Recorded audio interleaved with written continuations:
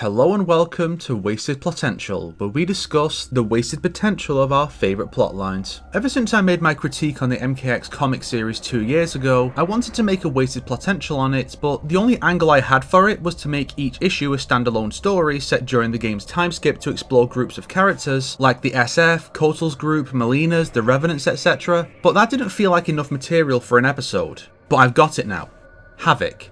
Havik had the potential to be a unique antagonist in the MK series. Most main antagonists are all about conquest and taking souls. Shang Tsung, Shao Kahn, Shinnok, Quan Chi, Onaga, Dagon, Kronika. Blaze is the only one not obsessed with domination, and Havik shouldn't be either. Havik, prior to his new backstory in M1K, which I only bring up so I can claim the video is about that game to get it pushed more in the algorithm, was a cleric of chaos. Not only a denizen of Chaos Realm, but a leading figure in their unreligion of worshipping the very concept of chaos. Anarchy is the name of the game. Conquest is about amassing territory and placing it under a singular source of governance. Order. Generic power grabs are not what Havik should be aiming for. Prior to Netherrealm's stewardship of the series, Havik's only known objective was to resurrect Shao Kahn, presumably to keep his war with other realms going, to keep peace from arising between realms. From concept alone, Havik had so much potential as a threat for the heroes to face, and that made him a fun choice for a spin-off work. Everything about him can be explained or expanded upon to flesh out the realm he remains the sole representative of, which is something Netherrealm MK has been sorely lacking.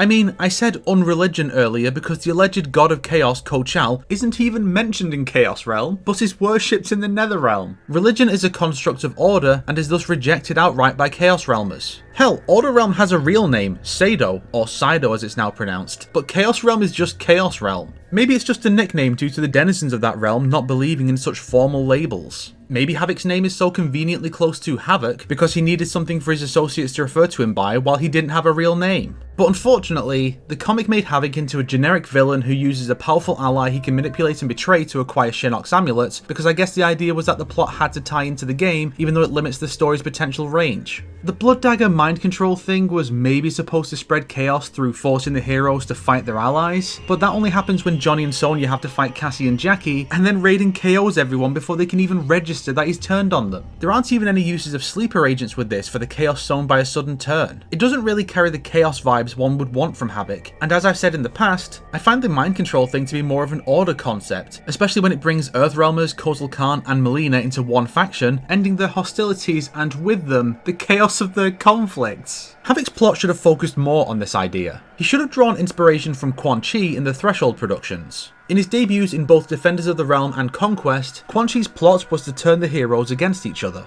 The former had him make the heroes generically agitated with each other to make their tempers flare up at one another, while in the latter, he brings out their worst tendencies to drive a wedge between them. That should have been his goal. Earthrealm is on relatively good terms with Outworld now, with Outworld's conflicts being much more localized to a mere civil war, as opposed to the Battle of the Realms that has raged for centuries. Havik wants to make it start up again. He uses an artifact of some sort. It could be the Gem of Tetsuri from Defenders, maybe the Blood Daggers, or Onaga's heart crystallized into a gem like the aforementioned Saurian Warlords, maybe even the amulet if it must stay connected to the game. Or hell, even the combat rage from DCU would work here. Even Onslaught, as of Chapter 5, has something like that now. He infects the various characters with magic that brings out their worst attributes, shortens their tempers, and makes them more aggressive. Thoughts and opinions that have been kept secret are now coming out, destroying relationships. Even Johnny and Sonya's marriage could be torn apart by their respective issues with one another that they'd normally never bring out into the open. The Lin Kuei and Shirei Ryu could be driven to fight by some of Scorpion and Sub-Zero's past issues not truly being resolved yet. Maybe Jack's retiring really upset Sonya, but she's normally too good a person to say it out loud, but now she's saying it in very harsh terms. Kotal could let something slip that cost him the support of the Edenians, leading to them joining Melina. Maybe Melina's immaturity and inexperience are exposed by something she blurts out in a moment of exacerbated frustration, leading some of her allies to abandon her. Havik can also have a gang of followers that help him exacerbate the issue further by implanting themselves into various factions to drive wedges further between the cast, until things reach a boiling point, resulting in some sort of peace talk to try and cool things down, turning into a mass brawl where everyone's going at each other and even a few less important characters die. Someone gets involved to break things up, like Raiden or Fujin, who aren't infected due to immunity or prior absence. It's not a full cleanse, but they can weaken the effects of the anarchic magic to get everyone's heads together to put a stop to Havik. Someone gets in a line about how Havik's plot characters ironically only brought Earthrealm's factions and Kotal's Outworld closer together as a little fuck you to the villain. But it quickly becomes clear that this is not truly the case, as we then see Johnny and Sonya filing for divorce, Jax becoming more reclusive, Sub-Zero and Scorpion's alliance becoming more of a non-aggression pact, a sense of distrust growing in Kotal towards everyone outside of his camp while bolstering his trust in his loyalists, including Devora.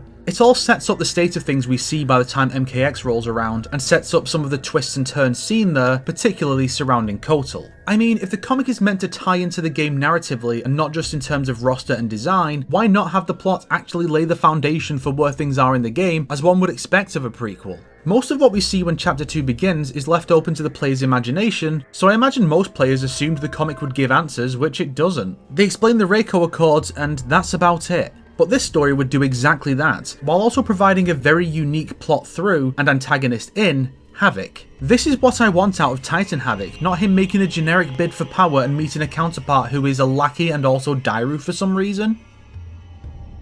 If you liked this video, why not subscribe and support me on Patreon like these fine people here? If not, then make sure to share it with your enemies so they can suffer along with you. Today's recommended video is 10 Havik Facts You Didn't Know by Katikon. Go let them know if you didn't know all of them.